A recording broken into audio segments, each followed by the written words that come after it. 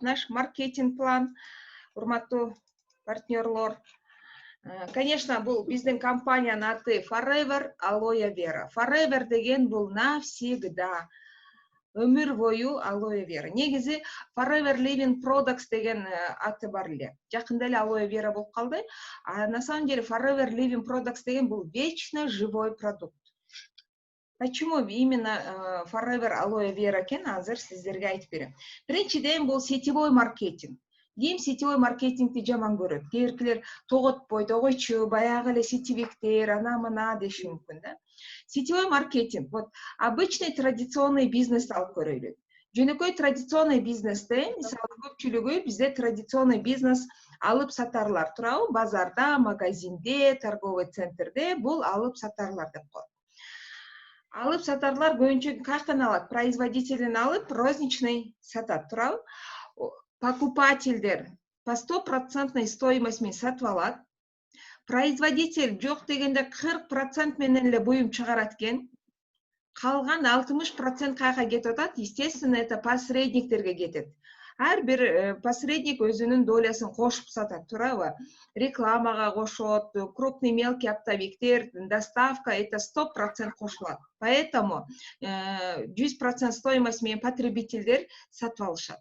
И знаете, потребительдер с рождения потребитель болобуз. Өмүр бою потребительбиз. Бул дүйнөгө жаралдыкпы? Биз уже потребительбиз. Каалайбызбы, каалабайбызбы? Биз потребительбиз. Анан, знаете, сетевой маркетингде иштебесеңер дагы, вы все равно чей-то бизнес строите.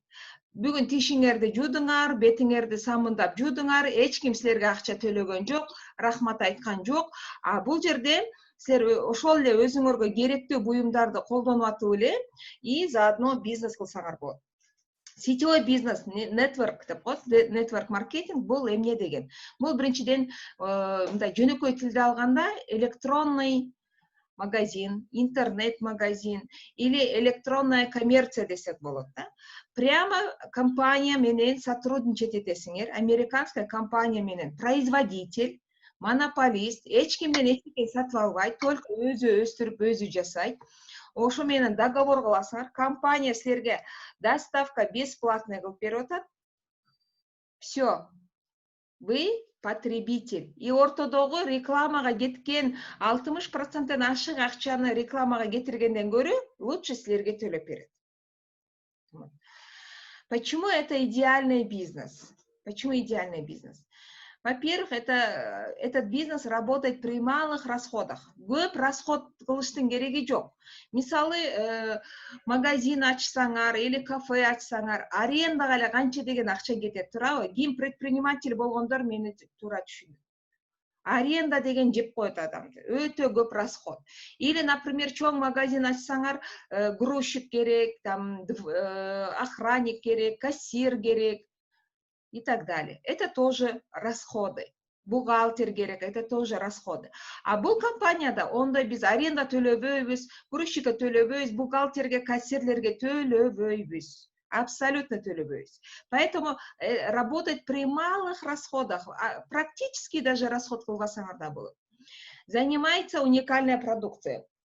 Бул продукция уникальный болгондуктан только в вашем интернет-магазине можно купить. Башка эч жерден бул продукцияны сатып ала алышпайт. Издесе дагы, күндүзү чырак менен издесе дагы, аптека, супермаркет, магазин там и так далее нигде не продается. Только компаниянын өзүнүн интернет-магазинде сатылат. Поэтому бул дагы бир өзгөчөлүк. Банкрот деген нерсе жок. Банкрот. Вот кээбиркилер мен ушу компания жазылып банкрот болдум дегендерге мен такыр ишенбейм. Эгерде силер бул жерге келсеңер, силер өзүңөр үчүн, өзүңөргө керектүү продукция сатып алып атасыңар. Керек эмес продукцияны силерге эч ким пихать этпейт. Поэтому өзүңөргө керектүү продукцияны сатып алып атасыңар, болгону ошол. И где тут банкротство? Мисалы, базарда иштеп жүргөндө биз товарларды алат элек, жолдон таможняга алдыртып коет элек, или вот и товара нету, и денег нету, это банкротство. Или, например, некачественный товар алып келип алат элек, ол сатылбай калат элек, и приходилось аны мусорго ыргытат элек, остатки товар болуп калат, это банкротство. и так далее. Туурабы? Или дыйканчылар тоже эгин эгет, расход кылат, и в итоге кар жаап и так далее, эчтеке жемиш бербесе эмне болот? Банкротство. Вот. А здесь нету банкротства. Работает и без вас. Азыр да мен айтып келдим силерге, Айгүл Скакова спонсору жок эле иштеп келген, Бухаршиндин глубинасы. То же самое биз Бухаршиндин глубинасы болобуз. Биз менеджер болгондо Красноярскийден орустардын командасы бар эле, ошолор Бухаршин менен жакшы тааныш экен, ошолорго звонок кылат. Силердин Бухаршин силердин командаңардан бул жерде менеджер чыкты, келип кетти. Ошондо Бухаршин эрмек Красноярская келип биз менен таанышканы келет. Ошондо көрөт. И ошондо дагы бир жолу айтат: вот видите, этот бизнес работает и без меня деп. Мен жок болсом деле бизнесим боло берет деп. И бүгүнкү күндө раматылык болуп кетти. Мына 2 жылдан бери уже каза болгон 2 жыл болду. Все равно бизнес работает. Поэтому этот бизнес работает и без вас. Сначала надо правильно посадить. Неограниченный доход. Ким канча акча тапкысы келет? Мисалы, мына Кыргызстанда көбүнчө 20 000, 30 000 деп келишет да. Мен түшүнөм, потому что айлык аз, мен деле 50 000 алсам болот эле деп келгенмин. Бу жерде неограниченный доход. 100 000 алгың келеби, 500 000 алгың келеби, миллион алгың келеби, жылдан жылга сен доходуң өсөт, эгерде сен правильно билим алып, бул жерге дагы билим керек. Билим алып, бизнесиң развивать этсең, обязательно неограниченный доход, то есть мындай 8, неограниченный. Вот. Почему бы вы начали заниматься этим бизнесом дейт? Эмнеге бул бизнеслерге керек? Эмнеге керек? Биринчиден, бүгүнкү семейный бюджетиңерге кошумча акча керекпи? Керек. Абсолютно бардык адамга кошумча акча эч качан зыян келтирбейт. Негизи мына финансисттер, грамотный финансисттер, ошолор айтат, миллионерлер айтат, адам баласына дейт жок дегенде 5-6 неме финансовый доход керек экен. 5-6 тармактан акча түшүп туруш керек экен. А көпчүлүк эмне кылабыз? Бир жумушту кармап алабыз, ошону карап отура беребиз. Тогда биз бедный болуп калат экенбиз. Эгер кокусунан ол жумуштан айда берсе, ден соолукка байланыштуу иштей албай калсак, или дагы бирдеке болуп иштей албай калсак, эмне болот? Доход токтоп атат. Поэтому вот этот бизнести аябай көңүлүңөрдү ачып, жүрөгүңөрдү ачып угуп кала. Бул бизнес абсолютно бардыгына керек. Финансовый давлениеден биротоло кутуласыңар. Ай сайын акча өзү келип атса, финансовый давлениеден кутуласыңарбы? Конечно, кутуласыңар. Мисалы, мен өзүбүздүн менеджерлерди эле айтып көрөйүн. Башта жаңы бизнес баштаганда булочка менен 3 в 1 кофе алып келип, обедте офисте ошону жеп алышат эле. Бизде эле ошентет эле. 3 в 1 кофени эмтип туруп, булочка или үйдөн бутерброд жасап келип жеп алат эле. Кээде кезерип ачка отуруп деле кете берет. Бүгүнкү күндө ар бир менеджер, каждый менеджер обязательно заходит в кафе на обед. Сөзсүз түрдө кирет. Это уже свобода. Ар бир менеджер отдельно квартира снимать этип жашат. Башта Москвада тыгын көпчүлүк менен жашашат эле. Бүгүн свободно однокомнатный квартирада өздөрү жалгыз жашайт. Это тоже хорошо. Кредиттеринен кутулуп атат. Нету баягы кредиторлор күнүгө эртең менен звонок кылып, настроениени түшүрүп турат, у кого есть кредиты в банке. Ошондой нерседен кутуласыңар. Быть самим себе начальником, помогать другим людям, улучшить свой жизненный стиль. Кыскасы, вот ушунун бардыгы силерге керек деп ойлойм. Абсолютно любой нормальный адамга керек. Неважно, где вы работаете, высшеобразованный, необразованный, базарда отурасыңбы, врачсыңбы, мугалимсиң, бизнесменсиңби, ойчу ким болсо деле, бул бизнес абсолютно бардыгына керек. Бул компанияны Рексмон, основатель этой компании, 1978 жылы ушул компанияны ачат. Аризонада Феникс деген шаарында, вот штаб-квартира. И вот этот офис Даллас деген сериалды көргөнсүңөрбү? Ошол Даллас ушул ранчода тартылган. И бир бөлүгү до сих пор музей катары кылып калтырып койгон экен. Буюрса, Америкага барганда, бардыгыбыз барганда көрөбүз ушул Даллас деген кино тартылган зданияны. И вот Рексмон 90 жаштан ашты, канча деген дүйнө жүзү боюнча адамдарга возможность берди. Жашоосун оңдогонго, ден соолугун оңдогонго өтө чоң возможность берди. Самый большой товарооборот бизде, конечно, вот сок алоэ кылат, но на самом деле бардык продукцияга ушул сертификаттардын бардыгы берилген. Международный институт алоэ, халяль сертификат, кошерный сертификат, защита животных, то есть самые такие международные, самые качественные сертификаты. GMP, конечно, также есть ISO деген сертификат. Вот знаете, без сертификатка деле көңүл бурбайт экенбиз кыргыздарчы, айтса эле мактап койсо эле ала берет экенбиз да. Вот недавно мындай бирлөргө ISO деген сертификат бар деп орустар айтса, Израилдеги адамдарга ISO деген сертификат барбы, трижды получился, тогда все понятно, тогда сразу надо без сомнения покупать деп айтыптыр. Ойлонбой туруп алса болот, ISOдон үчөн алса дептир. Анан биз таң калдык, угуп алып, ISO дегени эмне экен депчи. Биз халялды карап эле отура беребиз го, ISOсу эмне экен деп анан изилдедик. Көрсө, качествосы, мына международный стандарт качествага туура келгенден 3 жолу алган экен. Самый высокий качество үчүн. Представляете? 3 жолу алган экен ошондой сертификаттан. Алоэ, Международный институт алоэ биринчи өзүнүн сертификатын ушу компания Forever'ге берген, потому что действительно бул жерде алоэ бар деп. Себеби көпчүлүгү алоэ жок болсо деле составында алоэ бар деп эле китайский компаниялар кремдерди сатып атат да, алоэ вера деп жазып коюп, ичинде абсолютно алоэ жок. Америкада, где нету зимы, кыш болбогон, суук болбогон, ысык жерде вот такой вот несколько тысяч гектар жери бар. Собственность компании. Бул аренда эмес, өзүнүн собственность жери 25 000 гектар жери бар экен. Ошол жерге ушундай сорт алоэ колу менен эгип чыгышат. Все вручную. Тергенде дагы кайра колу менен жулуп алышат экен.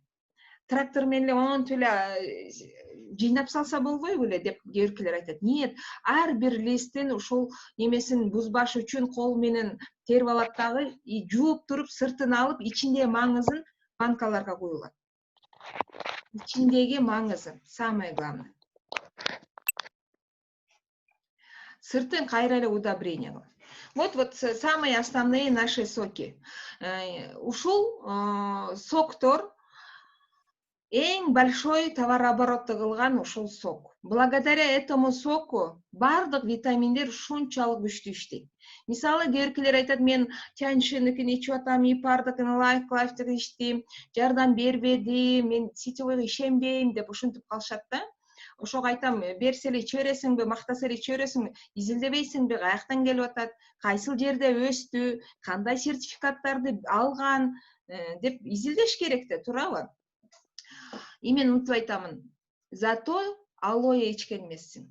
Вот алоэ вера бардыгына да бар. Действительно, бардык оору, кандай оору болсун, ошол оорудан сактаганга действительно мына сок алоэ өтө күчтүү жардам берет. Во-первых, биздин организмде шлак, токсиндерди чыгарат. Пока биз шлак, токсиндерди чыгармай сайын, канча витамин ичсек деле бесполезно, биздин клеткаларга жетпейт, просто унитазга эле кете берет. Ошон үчүн алоэ вера, сок алоэ вера выводит токсины, шлаки, обновляет все клетки. Плюс алоэнын составында более 200 полезных компонентов, клеткаларга питание берип атат. Ошондо биздин клеткаларга эмне керек? Биздин клеткаларга витамин жана минералдар керек. А жеген оокатыбызда витамин, минерал абсолютно аздык кылат. Биздин организмге дефицит болуп атат. Вот поэтому алоэ клеткаларды туура иштетип атат, клеткаларды жаңыртып атат, клеткаларды тазалап атат, ичегидеги токсин, шлак, жанагы не только в кишечнике, по всему организму токсин, шлактар болот. Ошолорду чыгарып тазалап атат. И плюс в составе алоэ более 200 полезных компонентов. Ошолорду питание берип атат. И ошондо эмне болуп атат адам баласы? Биздин организм тазаланып, клеткалар тоюп, туура иштей баштап атат. Ошон үчүн гормональ нарушениялар жакшы болуп атат, давленияден жакшы болуп атат, сахардан жакшы болуп атат, онкологический заболеваниядан жакшы болуп атат. Кечегинде Алтын эженин командасында бир эже менен сүйлөштүк. Ошол эже именно женский жактан рак болуп калган экен. Рактан жакшы болду дейт. И последнее время башым ооруй бергенден барып ачким текшерсем, башта +5 эле дейт, азыр +3 болуп калыптыр дейт. То есть уже улучшение, приходится очки менять. Кечээинде биздин команданын бир партнеру, я не знаю, чей партнер, ошол мынтип жазып атат. Алоэ Вераны мактайсыңар, эмне үчүн Айман менен Майра очки тагынып жүрөт дейт. Вы знаете, күлкүм келди да. Во-первых, они всегда в очках не ходят. Ноутбук караганда, китеп окуганда это уже возрастной очки тагып атышат. Но сколько раз им приходилось очки менять. Бүтүн очки таккандар канча тез барып алмаштырышат, потому что минус, например, -5 болсо -3 болуп калды, анан -2, -1 болуп. Есть улучшение, есть. Но если ушул продукцияны ичпегенде, тогда, наверное, все время в очках ходили бы, все время. Почему именно минус жакты издей беребиз да биз кыргыздарчы? Башта бирөө ушундай эле шампуньуңар жакшы болсо, Атилаңар чачын өстүрүп албай беле деп бирөө ошентет эле. Вот, пожалуйста, у Атилы сейчас длинные волосы. Просто плюс жакты да издеш керек. Алоэ Вераны ичкен адам сразу түшүнөт, что мен жакшы уктап калдым, жакшы тамак жеп калдым, башым оорубай калды, антпей калдым, мынтпей калдым деп 100% айтат, 100%. Поэтому алоэ Вераны ичкенде, знаете, еще надо бир айда 3 банка ичиш керек экен. 3 банка 4 ай ичишибиз керек экен. Тилекке каршы бизде акча аз болгондуктан кыргыздарда кашыктап ичип бир айда 1 банканы ичип атабыз. И ошончо шлак токсиндерди чогултуп алып, бир айда эле тазаланып кеткибиз келип атат. К сожалению, ондай болбойт. Знаете, профессорлар на Москвада тез сабак өтүп турат, и вот когда показывали кишечник до и после, в течение 120 дней дейт. То есть 4 айдан кийин до и после кылып көрсөткөндө ичегилер тазаланып калган. Ага чейин тазаланыш кыйын экен. Себеби баягы жылдап туура эмес тамактанган, особенно на жоон ичегиде саргайып, карайып, жашыл балырлар пайда болуп, мындай жидкосттер пайда болуп, илакчалар, вязкий, мындай паразиттер, грибки, там еще бездер пайда болуп, эми в ужасном состоянии болот экен кишечник, кто неправильно питается. А биз кыргыздар баардыгыбыз неправильно питаемся. Поэтому 3 банкадан ичип 4 ай ичкенде, анан кишечник таптаза жаш баланын кандай болуп калган. Представляете? Вот поэтому надо пить, пить, 3 ай, 4 ай. Өткөндө бир айтат, постоянно ичиш керекпи деп. Знаете, постоянно ичкенге насип кылсын. Акчаң болсун, ичкенге насип кылсын. Потому что бул самый биздин организмге эң керектүү нерсе болуп атат. Организм тазалап атат, ашказанга пайда болуп атат, тамак аш сиңирүү системаны оңдоп атат. Көптөгөн ооруларды жокултат, себеби иммунитет көтөрүлүп атат. Ошондуктан акчаңарды аябагыла. Жок дегенде айына ар бир адам өзү үчүн 3000, 5000 өзүнүн ден соолугу үчүн сарпташ керек экен. Мисалы, машина мингендер, машинага сөзсүз май аласыңар, бензин куясыңар, туурабы? Дагы моторуна масло аласың и так далее. Шины меняете, насос топтоп турасыңар.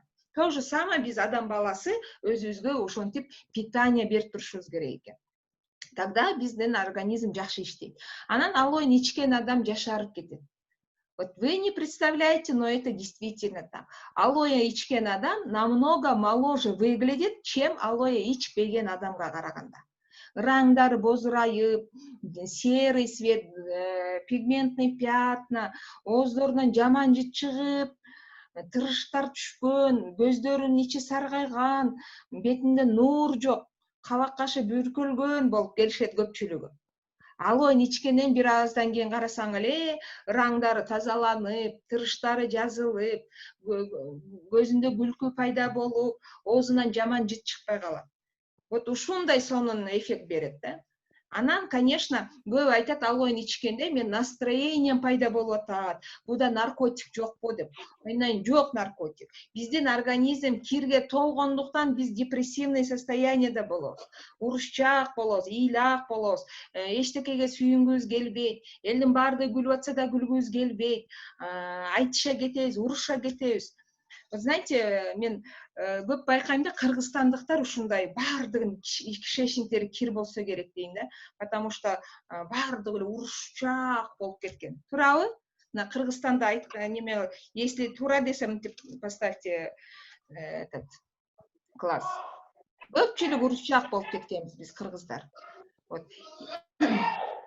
Мен көп ошону байкадым да, таксисти болобу, врачы болобу, охранник болобу, дворник болобу, милициясы болобу, очередьте турасыңбы, банкка барып, ой айнайын, монтип эле биринен бири бир уважение жок, бир күлүп, жакшынакай сүйлөп, маанайуу жүргөн адамды көрбөйсүң да, көбүнчө эле ондай адамдар. И мен ойлоп коем, кишечник надо чистить депчи. Потому что я раньше такая была. Мен эчтеке күлкүм келбейт эле, постоянно кабагымды бүркөп алып жүрөт элем, эч кимге сүйлөшкүм келбейт эле. Элдин баары күлүп атса, ушунун эмнеси күлкүлүү экен дейт элем. Музыканы уккум келбейт эле, ыйлагым келе берет эле, урушкум келе берет эле. И вот когда вот я начала чистить организм, и только тогда мен ыйлабай калдым, урушпай калдым, мындай настроением жакшы болуп калды да. Мага көп айтат, мен башта кобра элем, ушуну ичкенден бери урушпай калдым дейт. Даже менин апам дагы звонить этип алып эле, кайгы капа менен эле чалып ыйлактай берет эле. Азыр Кудайга шүгүр, ден соолугу да жакшы, и постоянно жакшы маанайда сүйлөшөт да. Поэтому пейте алоэ. Алоэден 4 кылы бар. Мына персик кошулган хронический запор жана жүрөк системасына өтө пайдалуу. Кимде жүрөгү ооруган болсо, жүрөк системасында проблема болсо, ушуну көп ичиш керек. Особенно хронический запор болгондорго. Также у кого проблемы с почках. Эми не обязательно проблема болгондо ичиш керек эмес, проблема болбош үчүн ичиш керек. Ягодный нектар клюква жана алманын соогун алоэга кошулган. Бул аябай биздин почкага укмуш жардам берет, өтө сонун жардам берет. Почканын ичиндеги клеткаларды, тамыр каналдарды бүт баардыгын обновлять этип тазалайт. Инфекция, воспаление, туз, белки жана таштар болгонсо ошолорду жок кылат. Или тамырларын ичкерип, склероз болуп калат, жанагы сийдик чыгара албай калат, солуй баштайт, почкалары менять этип атышат. Конечно, последняя стадия болгондо анда уже айта албайбыз, но в начальном этапе жардам берет. Бирок баардыгыңыздар ушул для профилактики деген нерсе бар да, профилактика, оорубаш үчүн ичкиле. Бөйрөңөрдү, сийдик каналдарды өтө сонун жакшы иштетет. Эркектер эрте эле простатит болуп атат, вот ягоды нектар ичкиле. Төшөктө сийип койгон балдар бар, ягоды нектар бергиле.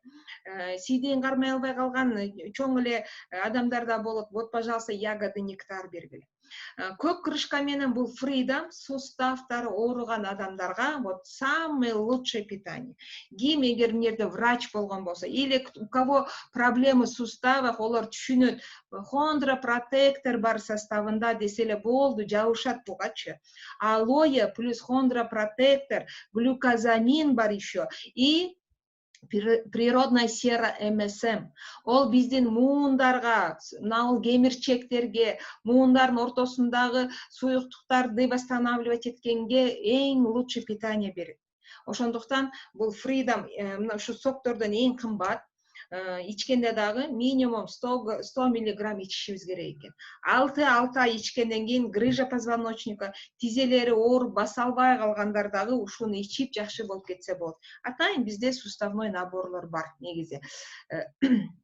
Жана сокту ичип атып эле кошумча витаминдерди ичишибиз керек. Кээбиркилер айтат, ушунун баардыгын ичемби деп коркот. Это все натуральный, табигый, натуральный таза продукт. Биздин организмге тез сиңет, очень хорошо, быстро усваивается, без никаких химических добавок. Сейчас я здесь выключу, кто-то шумит.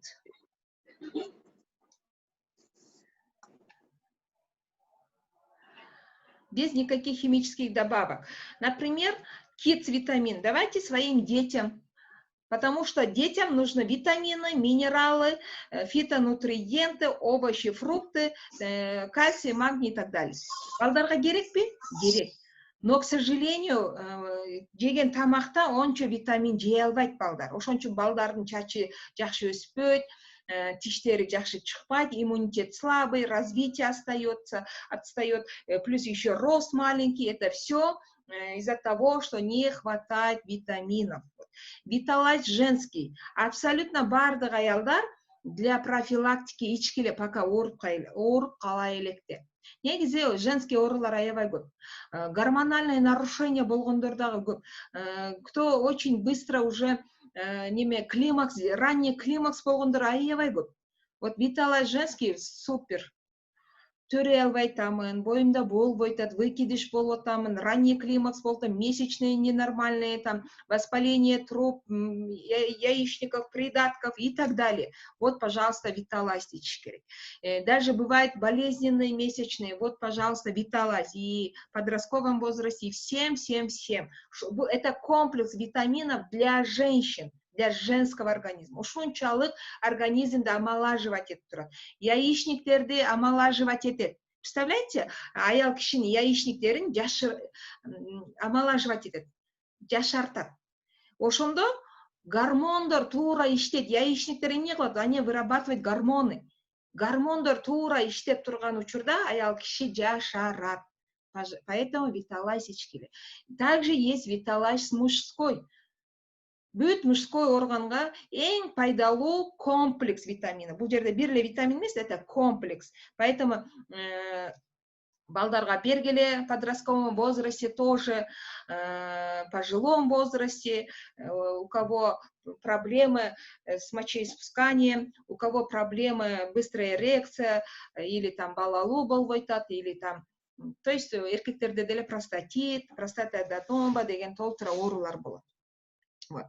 И вот еще мув деген турат, forever move деген. У кого проблема в суставах. Вот көпчүлүгү бизде Кыргызстанда тизесине укол алат на 6 месяцев, анан кийин 6 айдан дагы барып алат и акыры баса албай калышат да. Суставтарды менять эткенге туура келет. Вот, пожалуйста, forever move'ты ичсин 6 ай. Сонун новые чашки, коленные чашки пайда болот. Новые коленные чашки. Представляете? Bunun içinde ушундай витаминдер бар, запатентованные. Эч ким буну колдонгонго не имеет права. Компания көп продукцияларды патент неме кылганда, Арджиге, также Дейлиге запатентованные, пробиотики. То есть ушунчалык уникальный витаминдерди кошулган. Поместин энергия деген сок, это тоже сок, только без алоэ. Bunun içinde мангостин деген фрукт бар, это королева фруктов, экзотический фрукт. К сожалению, он у нас не растет. Ошо фруктка гранатовый сок кошкон. Вот, например, Кыргызстанда алайын, Кыргызстанда гранат гейнери. Каждый день ичетасыңарбы?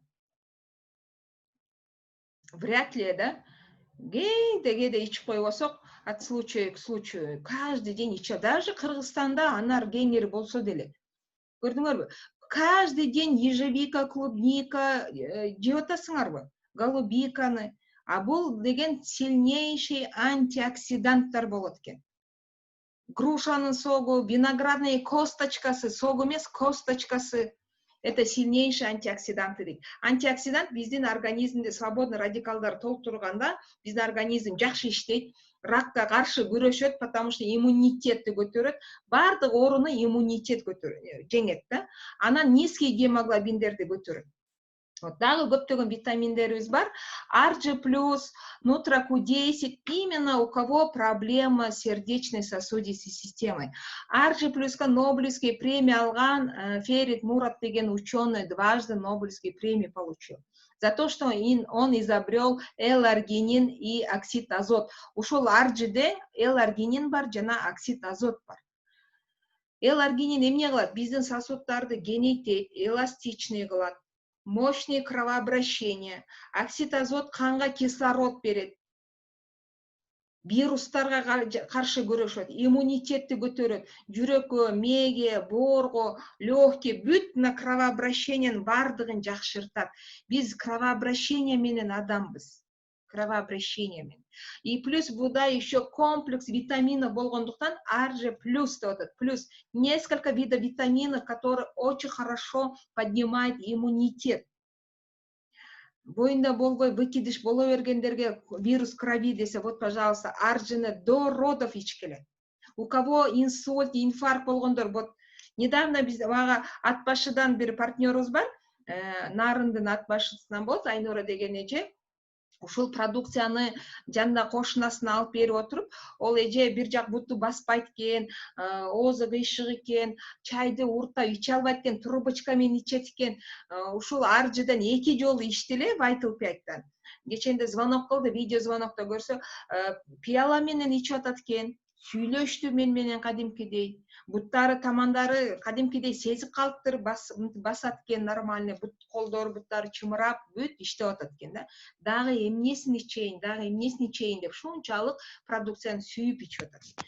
Поэтому для профилактики дагы ичкеле. Нутра Q10 жүрөктөрдүн мышцаларына питание берет. Жүрөктөрү чоңоюп кеткенде, ишемический болезнь сердца, например, да, чоңоюп кеткенде канды жакшы качать эте албай калат. Или, например, спазмы болот. Кыскасы, Нутра Q10, коэнзим 10 кофермент биздин организмге жетишпегенде, жүрөктө питание жетпей калат экен. И вот начинается ар түрлүү оорулар болот, именно жүрөккө тиешелүү дагы диагноздар толтура болот. Вот ошонун бардыгына Нутра Q10 врачтар айтат да, бизде профессорлор айтат. Нутра Q10 ичсеңер дейт, силердин жүрөгүңөр силерге рахмат айтат дейт. Вот реально ошондой. Мен апам ошо Нутра Q10 менен аржыны өтө сүйөт. Аржы ичип бүткөндөн кийинки айда Нутра Q10 неме алып бер дейт. Нутра Q10 бүткөндөн кийинкисинде аржы алып по очереди ичип турат. Нутра Q10 өтө жакшы продукт. Также чай из цветков алоэ. Алоэнин гүлдөрү болот, монча чоң болот, сары гүлдөрү 5 жылда бир жолу гүлдөйт экен. Буга еще ромашка, фенхель, корица, имбирь кошулган. Кыскасы, очень полезный чай, тонизирует, мочегонный, желчь тазалайт, боор тазалайт, бессонницага жакшы. Кыскасы, биздин организмде лимфосистемаларды обновлять этип тазалап чыгат. Очень полезный чай. Давление, сахар нормализует. Микрофлора кишечника проби.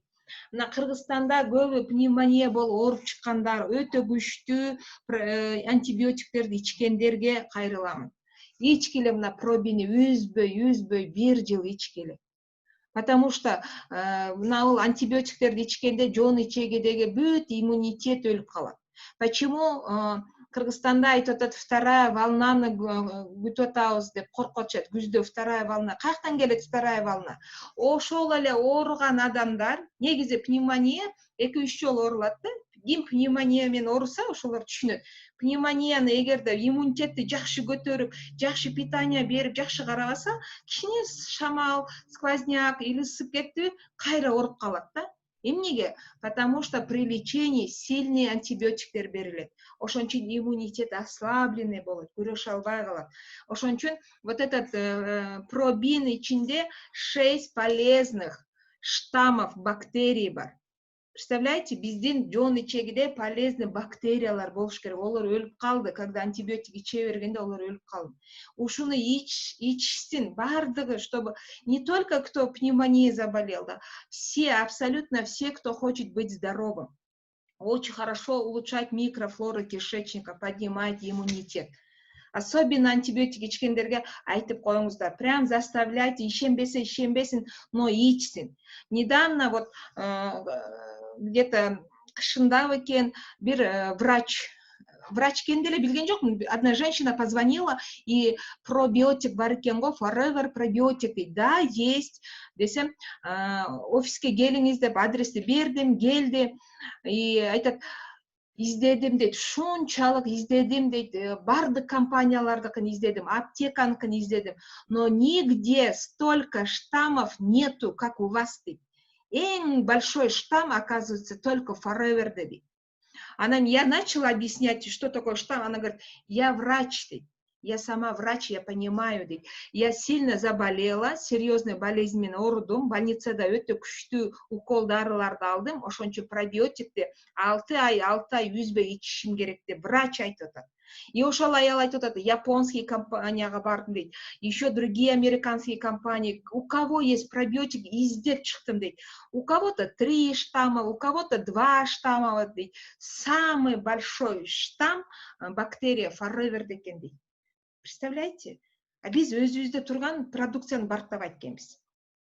Также есть бүт серия кремов, бардыңыздарда сулуу болгонду каалайсыздар, тишиңерди жуйсуңар, шампунь колдоносуңар, самын колдоносуңар, дезодорант колдоносуңар. Вот это все продукция на основе алоэ вера, халяль продукция, эко-таза продукция. Давайте поговорим о бизнесе. Эгерде бизнес кылбаганда бул продукцияны кенен иче албайт элек. Согласитесь, партнер? Эми айлыктан айлыкка бекитип, араң, сынып атып бирдемке алып ичсек керек. Но башыбыздан ылдый алоэни куйбайт элек, туурабы? Азыр алоэни ичип атабыз, чайын деле ичип атабыз, витамин ичип атабыз, тишибизди жууп атабыз, чачыбызды жууп атабыз, идиш жууп атабыз, кир жууп атабыз. Все у нас алоэ вера. Почему? Потому что биз ушул бизнеске келип иштеп аткан үчүн биздин продукция кеңири ушул форреверский болот. Эгерде жазылбай эле жөн эле алса адам баласы, тогда 100% стоимостьн алат.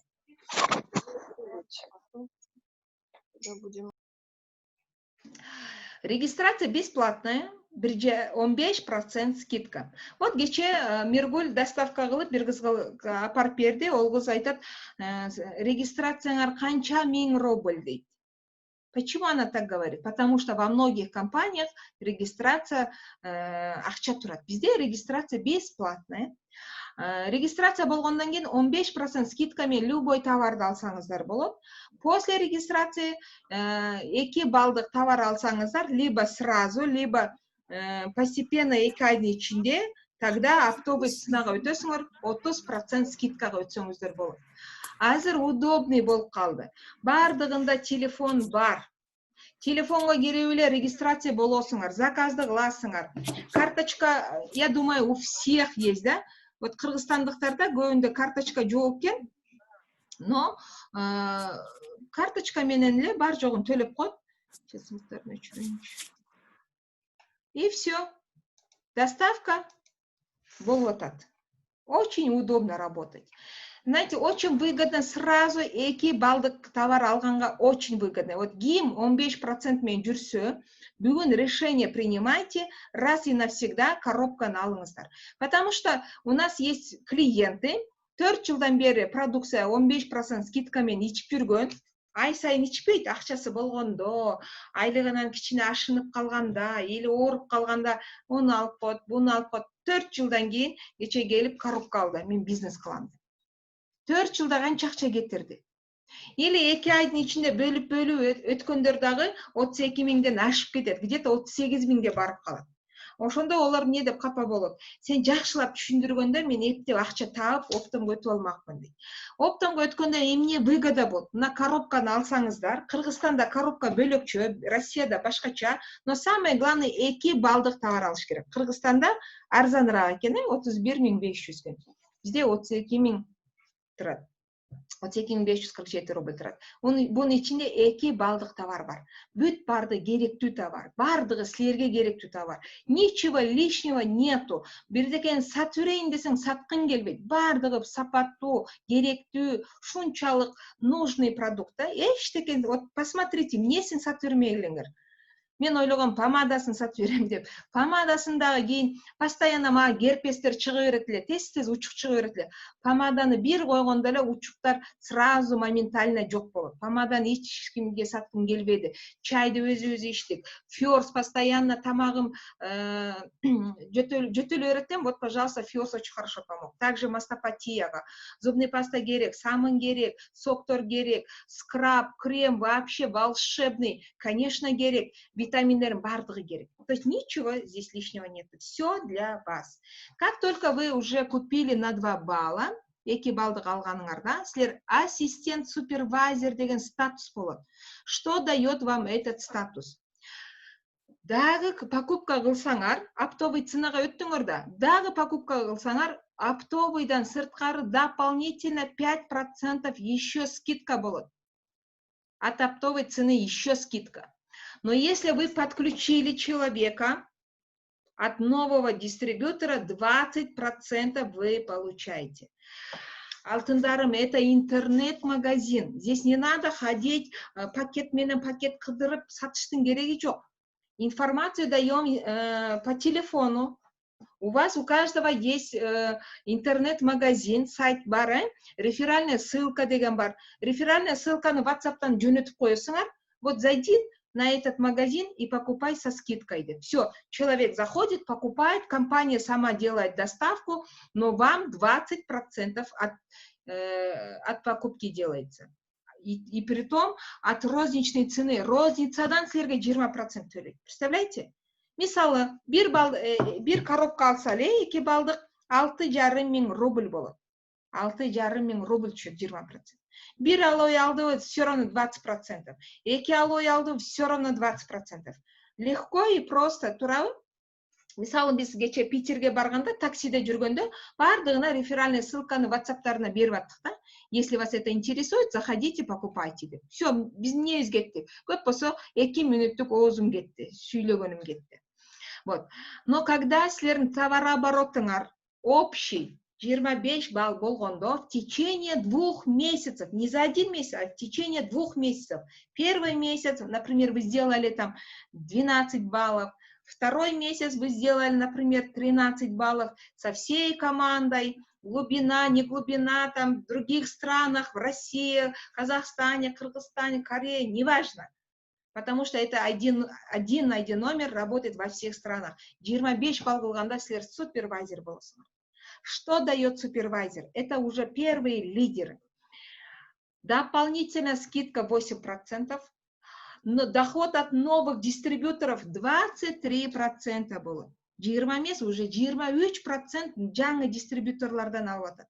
Жанагы эски 15% мен жүргөндөрдөн деле ала берет. Оптомго өтпөй жүрүшөт го, олордон деле 23% чөп. А силердин артыңарда ассистент супервайзерлер бар. У них своя команда, каждый для себя что-то покупает. Олордон силер 3% разницасын эметип этесиңер. Итого супервайзеры 15 миңден 40 миң, 35 миң стабильно имеют. Мисалы, здесь неограниченный доход. В прошлом месяце в Питере Анар Гулеже, ассистент-супервайзер, за 1 месяц она заработала 42 800 рублей. Она подключила 6 человек прямой экибалга. Все. И в этом месяце она закрыла супервайзера.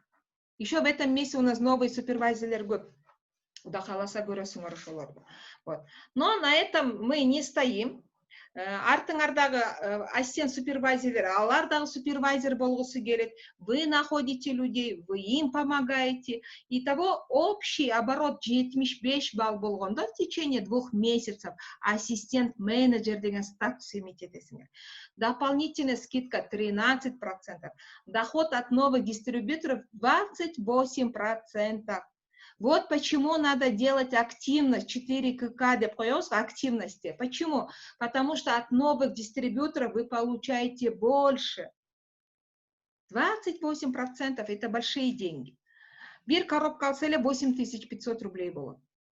Итого, ассистент-менеджер зарабатывает от 40 до 70 тысяч рублей. Но в нашей команде нету ни одного ассистента-менеджера. Потому что бардыгы супервайзерден кийин менеджерге аттанат да. Ассистент-менеджерды бізде не очень ценят, потому что это лучше стать менеджером. Там чуть-чуть осталось, лучше добить и стать менеджером. Почему менеджер? Менеджер в течение 2 месяцев, если вы накопили 120 баллов, в течение 2 месяцев из разных стран, неважно глубина, ширина, иши кылса, силердин командаңардан 120 балл өтүш керек 2 айда. Все, вы становитесь менеджером. Ух, деп дем аласыңар. 18% дополнительный скидкаңар 18%. Это намного дешевле. Например, от оптовой цены 18 болгонда это 48% скидки. Поэтому мы себе можем позволить все продукции покупать. Мен басын карабайм да, мына керек, үйдө мына түгөндү деп ала берем да, басын карабайт экен. Поэтому кээде бааларым билбей калам, канча эле депчи. Очень хорошая скидка. Доход от новых дистрибьюторов 33%. Представляете, 33% жаңы дистрибьютордан төлейді. Мисалы, бір коробка алса эле 10.000 рубль. Мына айда бизде 5 адам өттү. Бизге прямой ассистент супервайзер болгон, коробканы алган 5 адам коробка алды. Дополнительно 50.000 акча түшүп атат. Просто так эле. Но одан сырткары другой доход есть.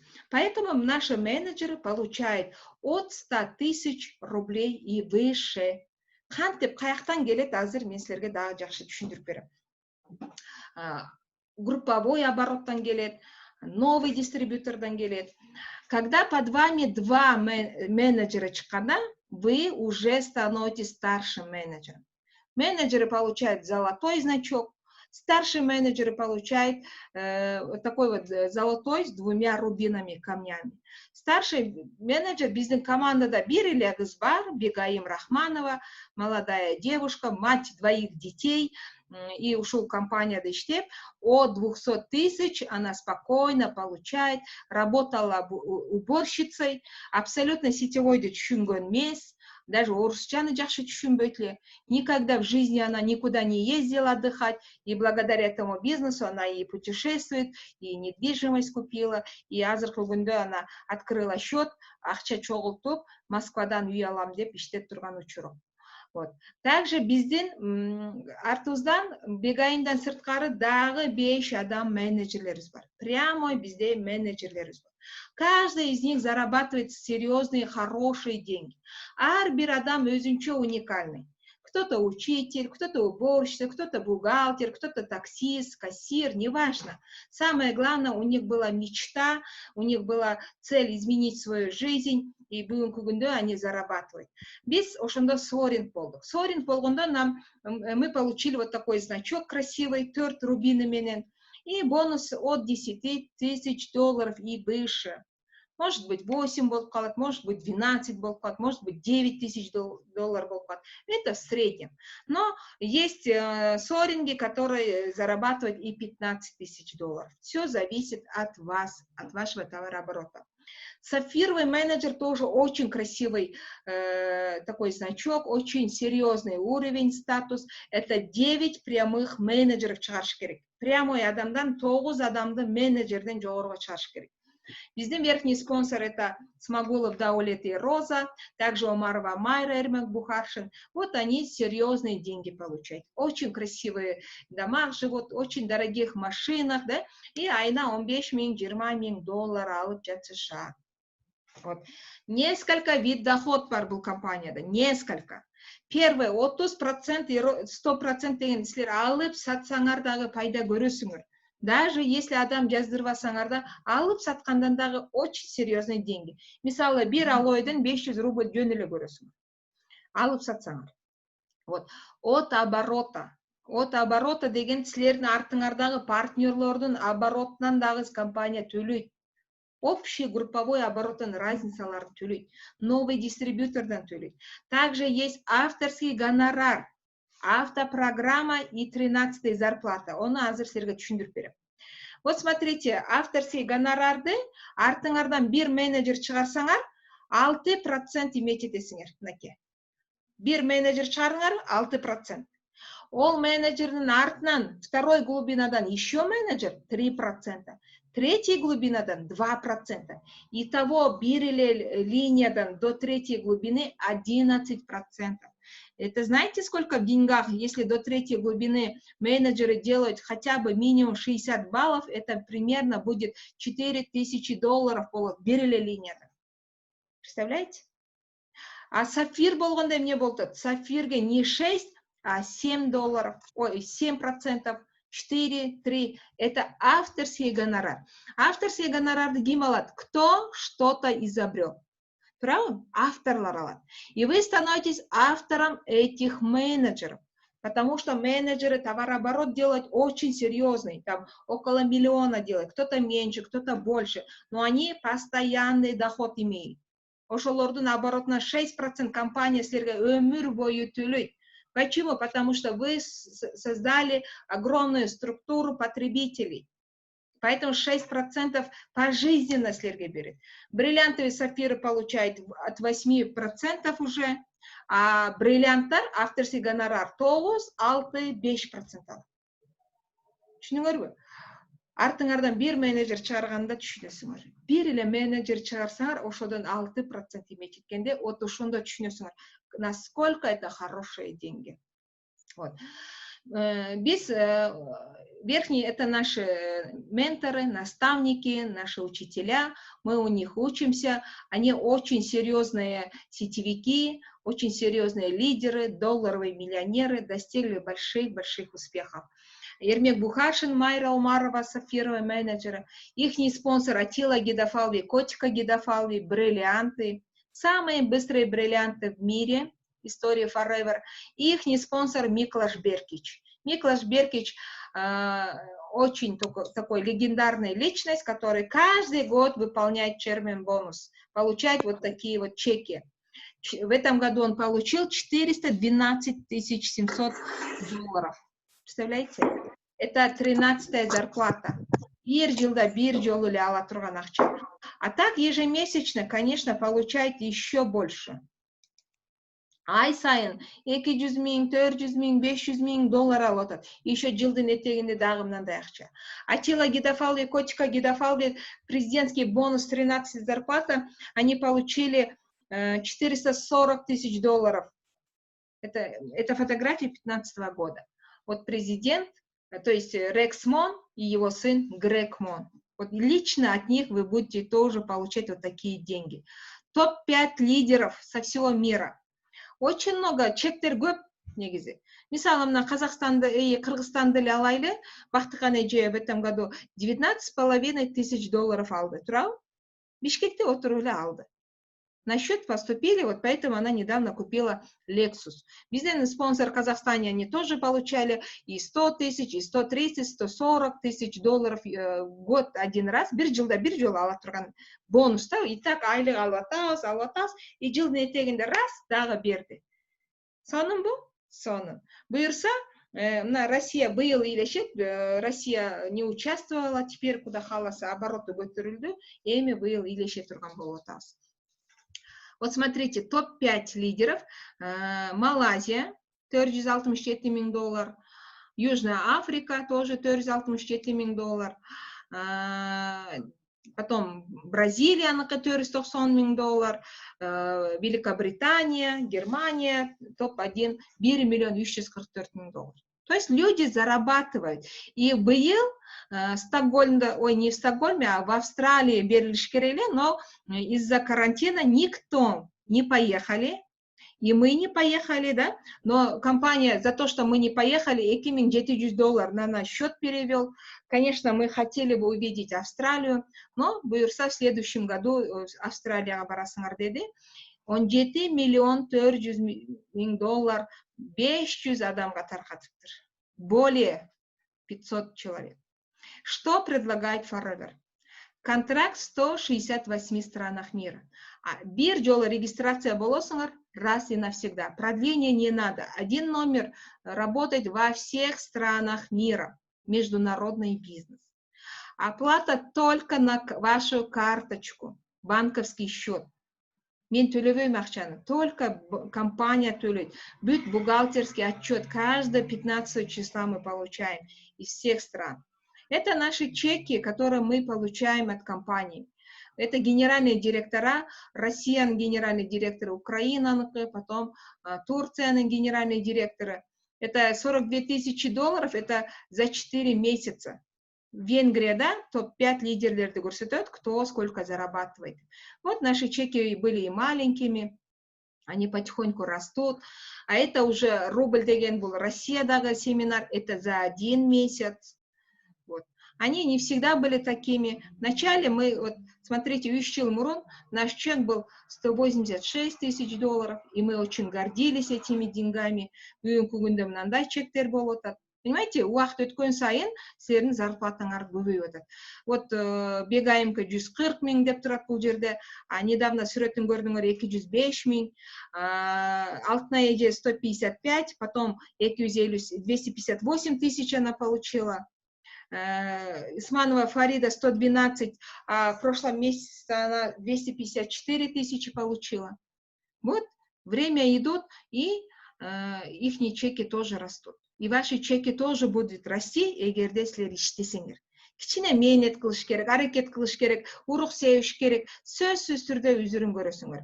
И, конечно же, от компании мы еще путешествуем. Eagle Manager болгондо мы в декабре были в Таиланде, в этом году отменили Багамы, скорее всего, Таиланд, декабрьда Таиланд дедили, наверное, тоже отменят из-за пандемии. Ну, сказали, деньгами выплатят. Но ничего, если в следующем году Eagle Manager болсоңор, Америкага барасыңар, плантацияны, заводты көрөсүңөр, президент Рекс Монду көрөсүңөр. Очень шикарно еще лидерский тренинг, обучение и отдыхтар болот. Вот такой вот наш бизнес. Этот бизнес, знаете, очень красивый изнутри. Буны ичине кириш керек.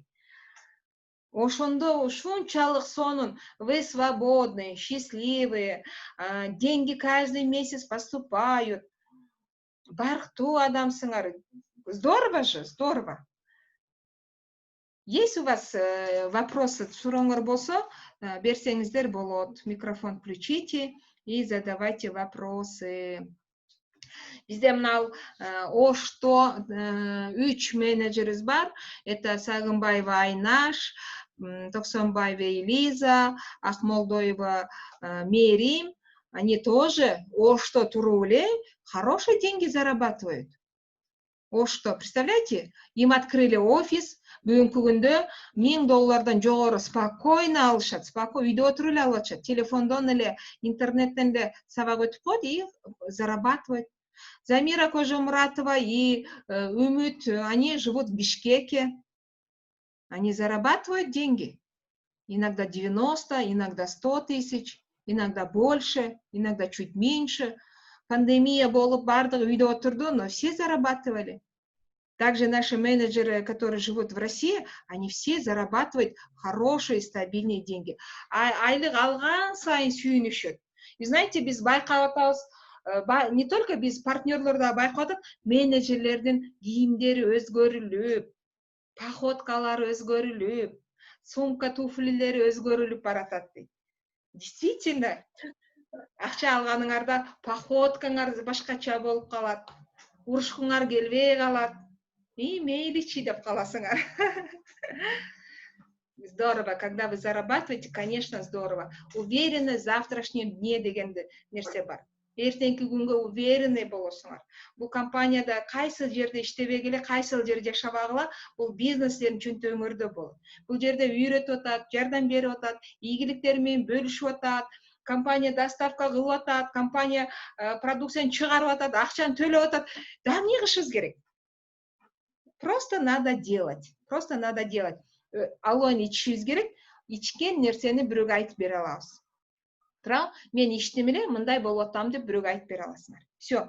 Ол адам ишенбей атат, анан андай деп атат, мындай деп атат деп эч качан духуңарды түшүрбөгүлө.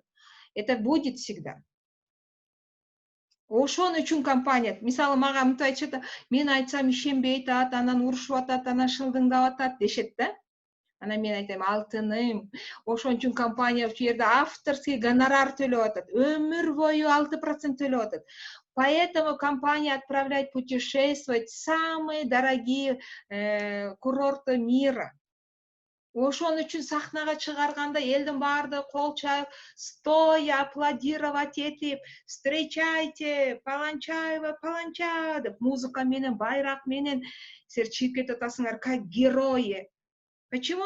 Потому что вы преодолели свой лень, вы преодолели насмешки, страх, унижение, слезы, боль. Вы преодолели, вы стали победителем.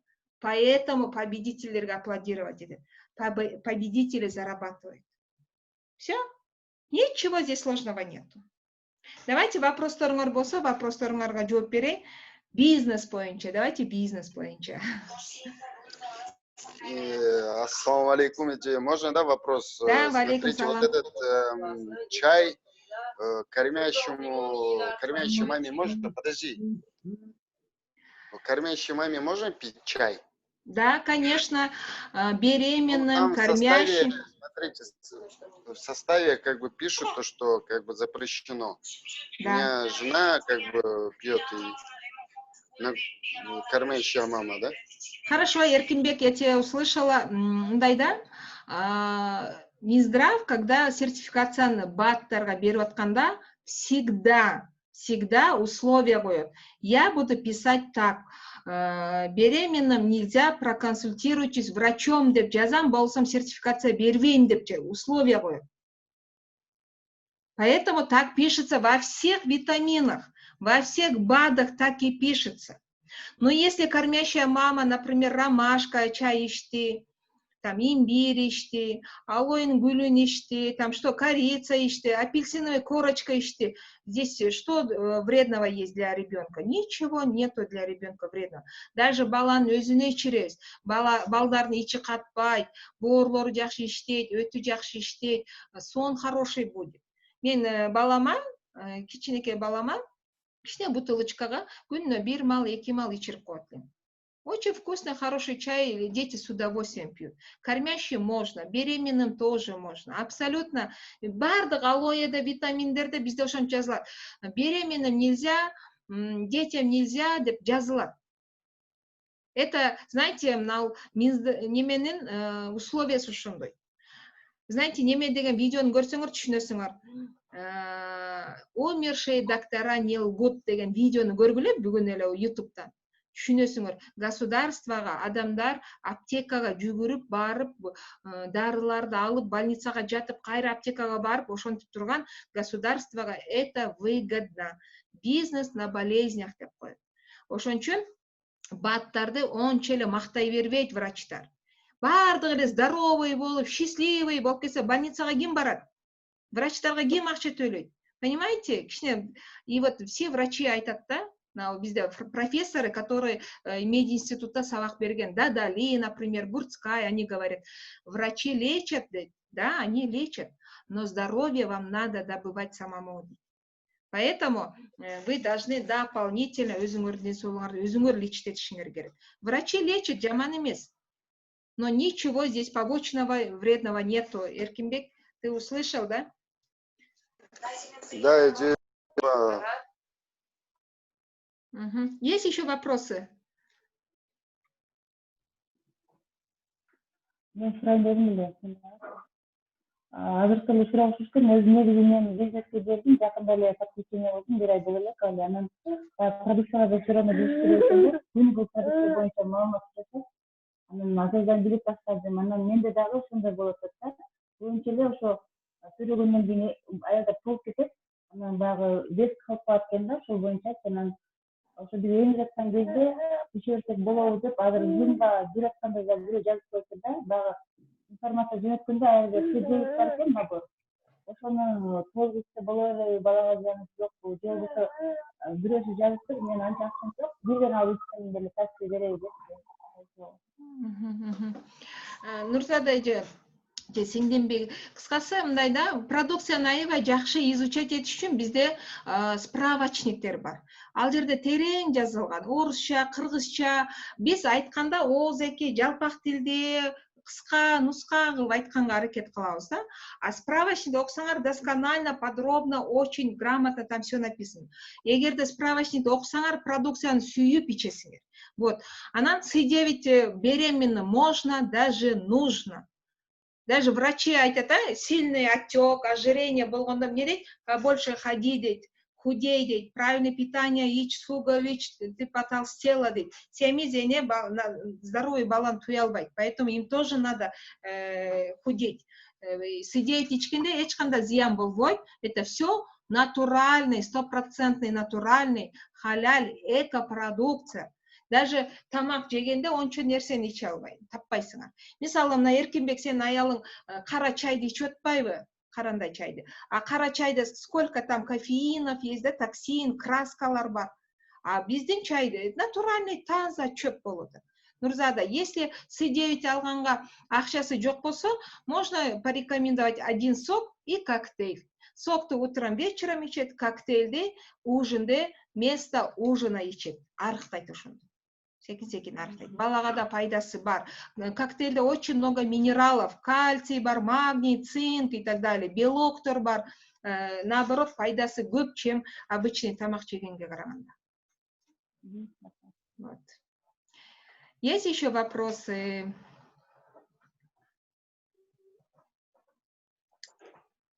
Нету, да? Хорошо, в основном вопросы по продукции. Ну, это тоже хорошо. Умарова Айман практически каждый день кечки саат, московский саат 6-да продукция боюнча кенен маалымат берип атат, кирип көрсөңөр болот. А завтра супервайзер и выше тоже обучение өтөбүз именно по бизнесу. Алтындарым, бизнес кылсаңар, продукцияны кеңири ичесиңер. Бизнес кылсаңар, кеңири жашайсыңар. Я бы хотела, чтобы вы бизнес строили. Чтобы бизнес строить, надо не только о продукции говорить. Вот биз кантип баштаганбыз. Адамдар чакырат элем, алоя бар экен дебейт элем мен. Вообще алояны айтпайт элем. Мен бизнес айтат элем. Келгенде эле жанагы видеону коюп берет элем. Глобальный ралли 13 чектерди көрсөтөт элем.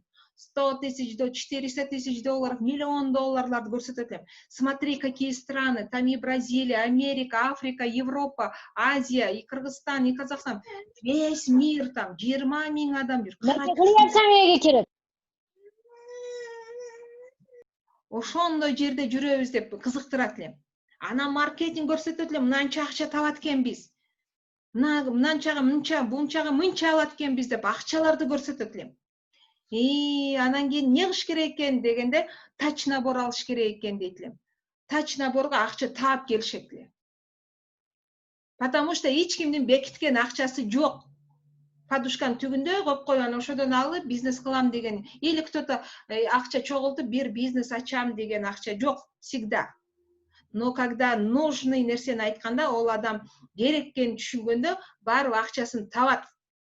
Алтынын сатат, или бекиткен акчасын чыгарат, или бирөөдөн карыз алат. Туурабы, мына ассистент супервайзерлер коробканы кантип алдыңар? Ошентип эле алганбыз да, туурабы, мен деле ошентип алгам. Почему алгамын? Потому что бунун артында чоң акча бар экен. Ушу мен байыт экенмин, үй алгым келип атат, машина алгым келип атат. В конце концов, хочу жить по-человечески деген. И поэтому мы купили тач-коробку.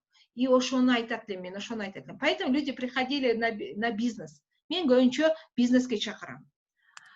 Анан кишечник, анан язва, анан бесплодие деп. Конечно, кайрылат, потребительдер кайрылат. Олорго айтамын, ошолорго дагы бизнес айтам да. Бизнес кылсаң, сен ден соолугуң да болот, акчаң да болот, үйүң да болот, балдарың да жакшы жашайт, өзүң да жакшы жашайсың. Ошого бизнес кылгыла. Бизнес. Вот. Андай эмесе бардыңар менен коштошом. Укканыңар үчүн рахмат. Ай жабылайын деп калганда мына 4 күн, 5 күн калды, да? И бардыңар активно жасай электер, активностуңарды бүтүргүлө 4КК. 4КК что это такое? 1 балл лично для себя и 3 балла от новых. И все, вы получаете деньги. И будет супер. Бардыңар аман болуңуздар, үй бүлөңүздөр менен, бала чака менен тынч болуңуздар. Всем желаю